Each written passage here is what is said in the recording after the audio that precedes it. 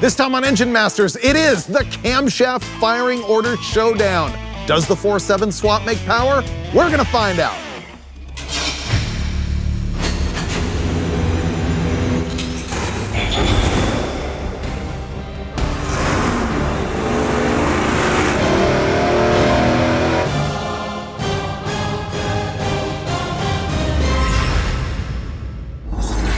You know, guys make a whole lot of claims about what does and doesn't make extra horsepower, and here on Engine Masters, we test that stuff. This time, it's 4 and 7 swap camshafts, which you can buy routinely in the aftermarket. They change the firing order in your engine and supposedly make more horsepower, but is it true? Now to begin, let me tell you what firing order is. It is the sequence inside your engine in which the cylinders reach their power stroke. You probably know it better as when the spark is going out to the cylinders, because it's how you put your spark plug wires on your distributor. So that is the firing order, and the super common one is 1843657. It's used in Chevys, Mopars, Buicks, Pontiacs, a lot of Oldsmobiles, not all of them, AMCs, Studebakers, Internationals. It's even used in Fords. See, Ford numbers the cylinders differently on the engine, but if you take the old school firing order that you'd find in like a Ford FE or a 289 or even a 460 big block, and you rearrange the cylinders and number them as if it were a Chevy, it's the same, 1843657. But it doesn't have to be that way. You can alter your firing order if you've got a V8 with a 90-degree bank. We have what's called companion cylinders, 1 and 6, 8 and 5, 4 and 7, 3 and 2. Each of those pairs of cylinders reach top dead center of the piston at the same time. But the crankshaft doesn't know what stroke it's on, it just knows that the piston's at top dead center and bottom dead center. For example, 1 and 6, they're traveling up and down at the same time. It's the camshaft that determines what stroke it's on. So you can alter the layout of your cam to change the firing order, and that's exactly what we're gonna test here. If you look really closely at these two camshafts, you can see what I'm talking about. You can see I've got them both lined up at the front, exactly on their dowel pin. But if you look back here at, let's say, the number 7 cylinder, which is gonna be these two lobes here and here, and here, you can see that they are exactly reversed. So by changing the camshaft, we're changing the valve opening and closing events and altering which stroke that piston is on as it's going up and down. Now, why would this make power? Well, there's a lot of theories about that. Some people say it's pulsing in the intake manifold and how the air-fuel distribution is going down all the different ports. Other people say that it has to do with crankshaft harmonics, about how you're putting the load on the crankshaft in a different place because different cylinders are firing at a different time. That's a lot of mumbo jumbo when it comes down to whether it really makes a difference in your engine or not, whether it's gonna make power.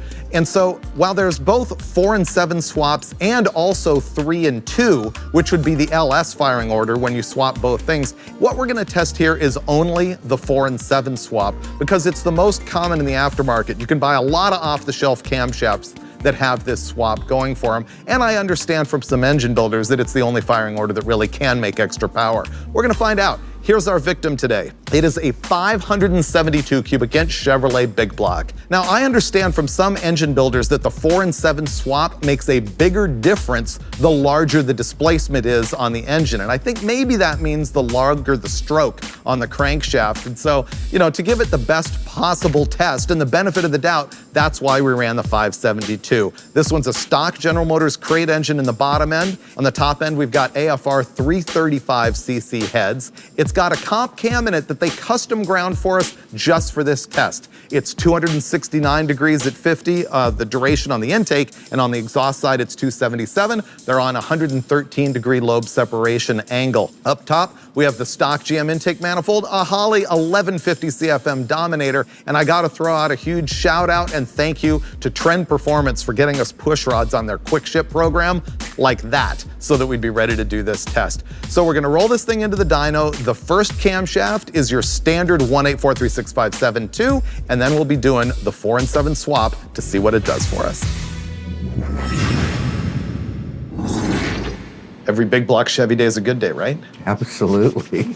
We'll see what this thing does. Are you a convert on the big block Chevy? Oh, I've put it in print in the Engine Masters magazine days that That's the go-to power plant for big power numbers. This is a big block Chevy. Yeah. I made the change in high school. No, I think I converted, I don't know, probably in my CarCraft days. Yeah. About the time I realized. So Well, we're just talking 20 years ago. Gets to the point where you just can't help it. There's no more excuses left. It's the best thing. Well, I mean, it's got the most aftermarket development too. I mean, I wouldn't say it's necessarily the best architecture of any engine ever designed. No. But the development and the aftermarket support is undeniable. To me, it's all about the displacement. In this case, 572. That's the key. Yeah. So 1-843-6572. Ready? Okay. Baseline it. Appropriate wear. Yeah. I know. I had to take notes. That's what this is. So I can go, wait a minute.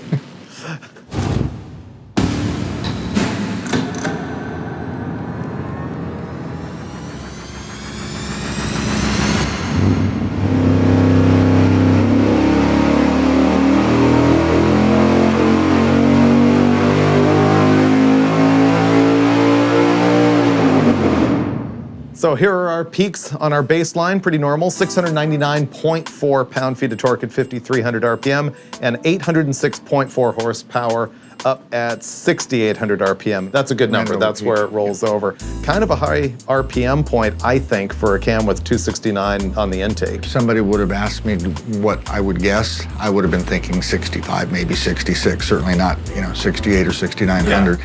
It's for that low a duration, it's stretched out pretty good. And you think that's lobe separation angle and good cylinder Yeah, head? that would be my guess. Need to go look at the card like we talked about. Yeah. but- Yeah. At 572 cubic inches. Yeah, it's either 112 or 14, like we were guessing, I'm sure. And why do we love big blocks? Because this. That's a lot of torque. That's it. Way back when we ran this on pump gas, if I recall correctly. Yeah, we did. pulled the timing back to about 30 degrees and put pump gas in it and ran it. GM was at the time, I think, claiming 12-to-1 compression. They claim 12.5 to 1, and I did the Yeah, math you on did it. the It's math? closer to 11.5 to 1 in reality. Yeah, pretty good stuff. I mean, for that kind of compression ratio, and that's obviously why you gotta love them. All right, we got to go change camshafts now so that we can alter the firing order on this pooch. We could do like normal, say, hey, Steve, can you go change that? We'll see. It'll take a while.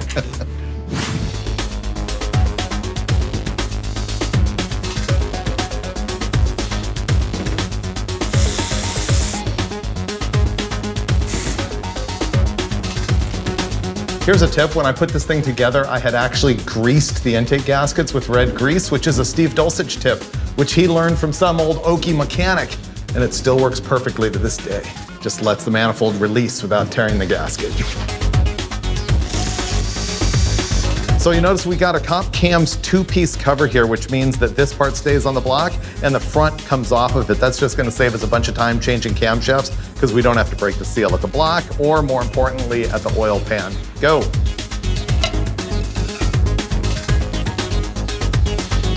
This is our second camshaft. This is the 4.7 swap firing order.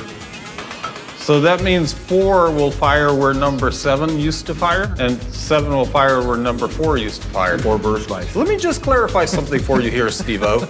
You can't just pick your firing order like you're pulling a rabbit out of a hat, okay? There's only certain cylinders you can swap around, and it has to do with companion cylinders on the crankshaft. And when you have 2 companion cylinders, you can alternate the firing order to one or the other because they're both reaching top dead center at the same time, but only 2 will do that at any given time.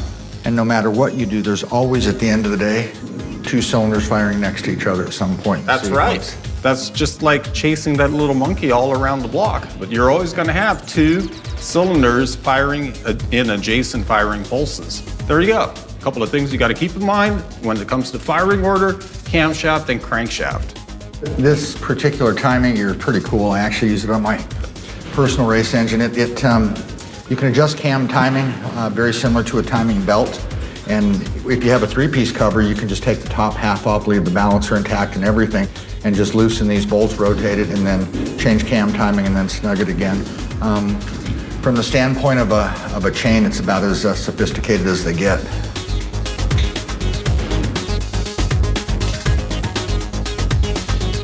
Steve is known as Lightning Lash Brûlé because he can lash rocker arms, lash valves faster than anybody on Earth. I don't know if I go that far. Oh, I don't know. Obviously, in addition to changing the camshaft, you have to change the spark plug wire order on the distributor cap, like so. We now have 18736542. The air hat measures the cubic feet per minute of airflow into the engine.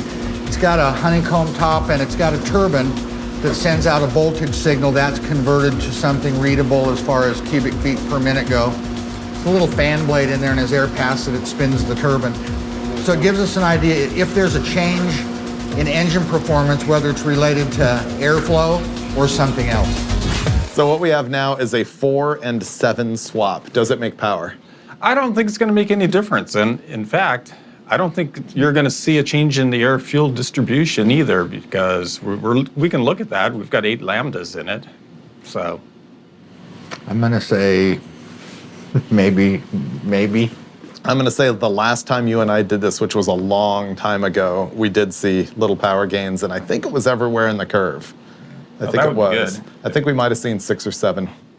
Yeah. Okay, we've got our oil already up to temp. Brulé has cheated a little bit because he's seen the power a little bit as he was warming this thing up. Yeah, didn't go all the way up because I didn't want to really know. Okay, let's find out. Does the 4 and 7 firing order swap do anything when it comes to horsepower?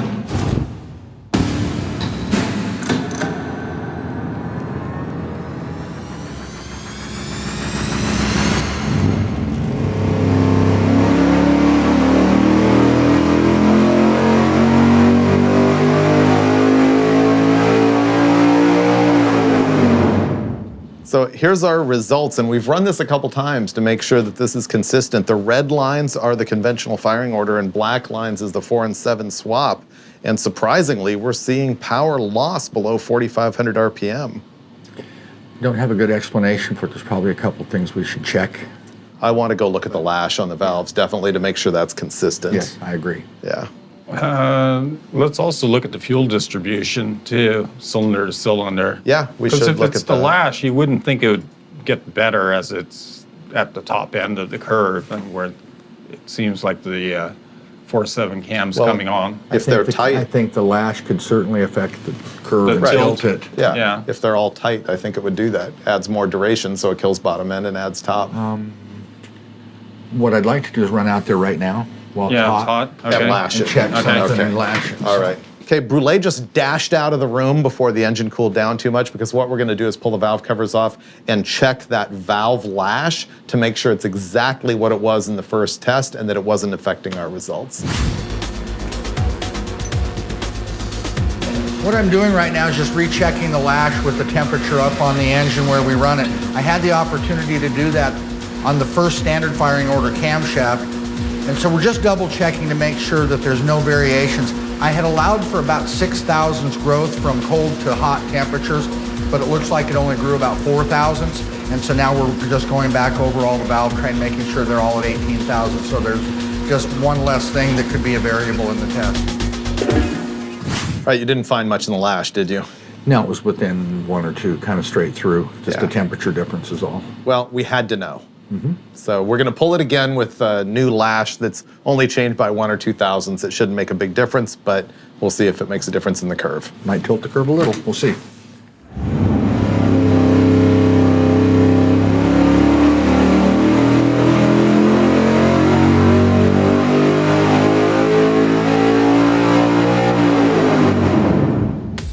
Okay, once again, black is the 4.7 swap and red is standard firing order. I think we're seeing more of a difference than we did before in here and less below 4,500, and that's all just the lash change. Yeah, by loosening the lash, we picked up a little bit here, and it helped us.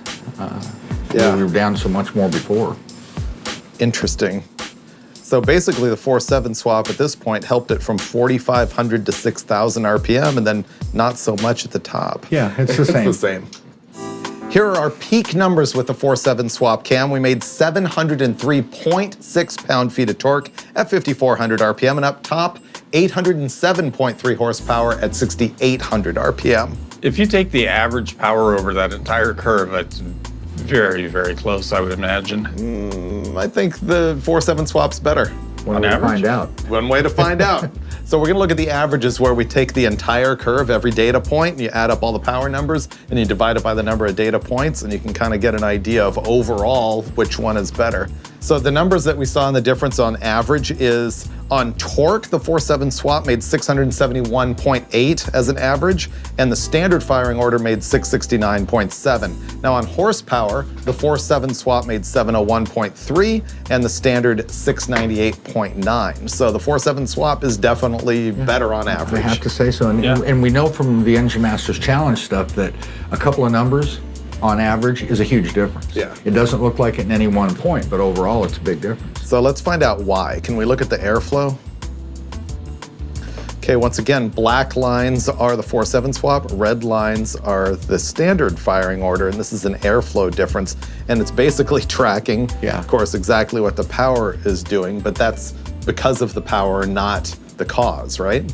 It seems like it's the other way around. It's You think the airflow is the cause and the power is the effect? well, the A test is using more air and making less power at the top end. And the B test is making less power. Well, up here they're almost identical in horsepower, and yet you're right, the A test, the standard camshaft, is showing more airflow. This to me looks just like the power curve. But up here it doesn't. To here. Then here it's got the little drop, but it doesn't there, and I don't have an explanation for that. So now we're going to look at the air-fuel ratio in each individual cylinder because we have oxygen sensors in each header tube, so we can get an idea what's going on in the intake manifold as far as what fuel is going to what cylinder. Yeah, what we're seeing here is that the 4.7 swap caused the air-fuel ratio to be more on the outside of the range, especially in the low RPM range here. You can see that it's got number 6 here as a radical outlier, super lean, 15.5 to 1. That's going to hurt power, and down here it's much more rich. So what's interesting is that I remember years ago when I did a story on this and we were talking about why did the 4.7 swap make power? And a lot of guys philosophized that it was the crankshaft twist, and others said it was the way the intake manifold is drawing fuel out of a carburetor. This seems to indicate that there is a change in the intake manifold. We changed the cylinder-to-cylinder distribution with the firing order. It's just, in this case, it went the wrong way. I'm just frustrated because I feel like we've never had an episode that's this inconclusive, right? Kind of one of those things that shows you why engine development takes more than a day. Yeah, well, I guess so. I don't necessarily think it was a washout. It's just that you can't depend on that being the magic bullet. Really, the cam swap to the firing order change. Well, no, it's not a magic bullet. I guess my former opinion had been you might as well do it. What can it hurt? Well, we just found out what it can hurt. It did something on this particular combination with this carburetor and this intake manifold that ended up making one really lean cylinder, but it also made more power. And I go back to what you pointed out, which is it made more power despite the fact that it's got worse distribution, and it showed us that it used less air. So the potential for it to make a ton more power is there. It's more efficient. Well, I would agree. More air is usually more power. But I think you're right about saying the average guy just going, oh, I'm gonna do this with my dual plane intake or whatever he's got and stab it in there. You just don't know. You know, we always come into these looking for power, up or down. There's the other side of that firing order swap too, as far as where it places the load on the crankshaft and all of that, and what it does as far as reliability.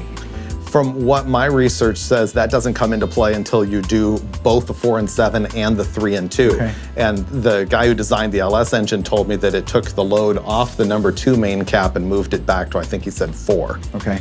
Yeah, because it's moving the crank pin that has the power overlap on it further rearward in the engine. But That makes sense. we didn't test that here. We don't know. We can't test that. But I've also heard people tell me the only swap that makes power is 4 and 7. And that when you add 3 and 2, it's not necessarily a power thing, it's a crankshaft longevity thing. But that's all bench racing, and that's what's driving me nuts, is we don't have, like, the facts. This is a tough one. It is a tough one. So Steve and I are gonna go argue now because he wants to believe that it does absolutely nothing or that it's a negative. Not And necessarily. I'm gonna tell him why I think it might be a positive. I want to hear it. Okay. Make your case. I'll wait and watch. All right, see you later, Brule. All right, Steve, let me have it. What do you mean? You've got opinions, share them. Well, look, I mean, The swap cam thing, I wouldn't embark on it just off the cuff. I mean, I think we proved it here. It's a thing that can yield big results as part of like a super duper development program where you're really racing and you're after that last little bit of horsepower. But for a street hero guy with a 383 Chevy making 500 horsepower, you can't presume that it's always going to be the right answer. Okay, I'm gonna agree and disagree. Okay. Because you said it can be worth big results. I think in the world of what we deal with, it's never gonna be worth huge results. I mean, when I've tested, I've seen 8 to 10 numbers, same thing that we saw right here. So I don't think it's ever huge. And furthermore, when you bring up the guy with the average 383 Chevy, I think that if we saw a certain percentage of gain here, let's say it makes 800 horsepower, so it's making a 1% improvement. Right. What's that 1% gonna be when you're only making 500 horsepower, right? Oh, you won't feel the difference. It's gonna get into minutia. But Right. the other way I'll disagree with you is I think that my argument is also, what can it hurt? Well, I think people have an intake manifold that has distribution problems, whether they have the right firing order or not, and they don't know how to deal with it. So what's the difference? it may actually make it better depending on what the intake manifold is. You don't know. It might. And that comes back to what I was saying about a development program. And what I mean is someone that's racing in a very high level. Yeah. And maybe you have a race boat or something like that, and you're building a 13 or 1400 horsepower in a big block Chevy, and you're experimenting with cams and intakes and you're dyno testing and you're developing. Yeah. But just slap it right into a random engine. It's too dependent on the rest of the combination, in my opinion. And that is, I think, the big thing that we learned here, especially compared with my earlier testing on the same thing, is it's combination dependent. The carburetor, whether it's EFI or not. We talked about running stack injection with EFI to find out if the power is coming from the crankshaft or the intake manifold. There's way too many variables. And so I think the bottom line conclusion is, don't worry about it. Just don't. I don't think Chevy made a mistake, necessarily. Well, Ford thought they did. Yeah, they changed theirs. They did change theirs. Yes. I think for your average day-to-day life, if you're building anything less than what this is right here, it's not gonna make a huge difference. No, that's something. I call that a conclusion, Freiberger. Just the facts and the opinions here on Engine Masters. 1-873-6542. It's what you call convertible wear. Yeah. Oh, Steve, I can see your knees. I know, I'm wearing my stubbies. What's wrong with those shorts? Engine Masters style. You cannot have the camo shorts showing the knee. You gotta have them just below the knee like this. However, I have recently converted to the black socks. That's Engine Builder Special, is to have black socks. You got black socks, you're good. I know. I've got black socks.